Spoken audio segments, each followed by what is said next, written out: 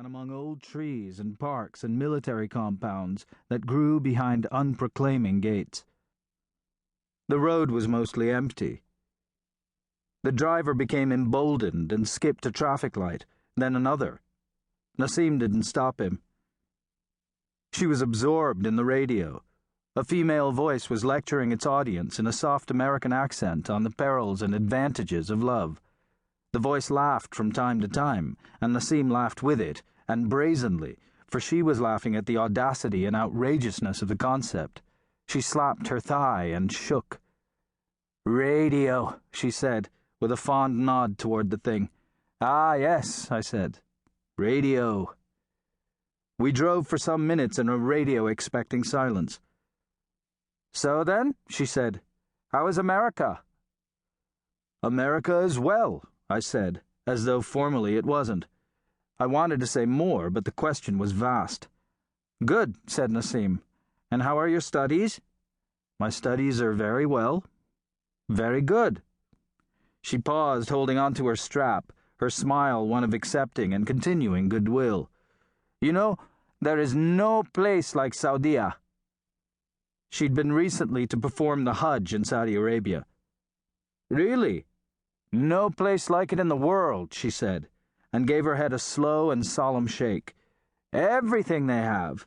KFC, McDonald's, anything at all. You name it, and they have it." "Really?" "Oh, yes." "And the house of God?" "It opens up your eyes. Everyone is there. Black, white, this, that, everyone from everywhere. Over here, I'm a servant, but over there, no one's a servant. It has such a feeling of peace that your heart fills up with tears. I kissed the black stone with my own lips." "How does it feel?" She blinked, trying to recall the experience. It took her a moment.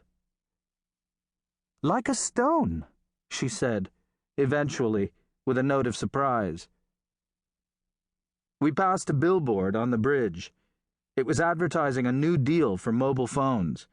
The model was a local girl and had her shiny shoulders up in a shrug. One hand held her pelvic bone, the other pressed a phone to her ear. Her head was tilted and her enlarged eyes were startled. "Where is everyone?" I asked.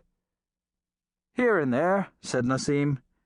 "No rest in this time. But weddings will do that.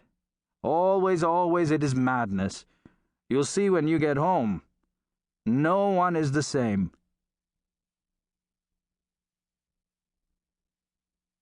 The house was on its way.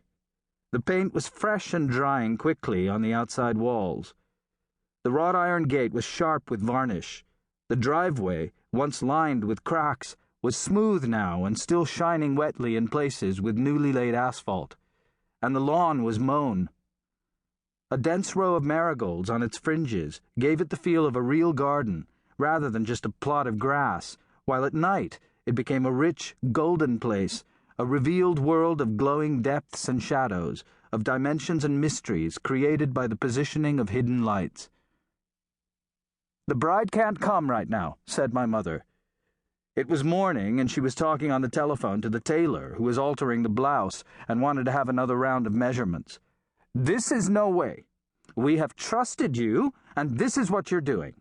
We could have gone to many other places, but we came to you, and this is what you're doing. This is no way." Eventually, my mother granted a time for the fitting, but insisted that the tailor should come to the house with the outfit. The bride was resting and would see him briefly, and then he would go back and stitch up the blouse and deliver it on the promised date. After settling with the tailor, she spoke to the beautician, again on the phone in the veranda, where she was sitting in a white wicker chair and leaning forward and rocking slightly with apprehension. The beautician was a detached Chinese woman who first wouldn't come to the phone, and who then gave a weak and suspicious-sounding answer, an "okay," or a "maybe," that confirmed only the possibility of an appointment. And then there was a quarrel with the caterers, who hadn't included Diet Coke and Diet 7-Up in the revised order. My mother threatened to cancel the order. They insisted it was right. She threatened to expose them in the magazine she owned, and they backed off slowly, coming round to the need for an apology.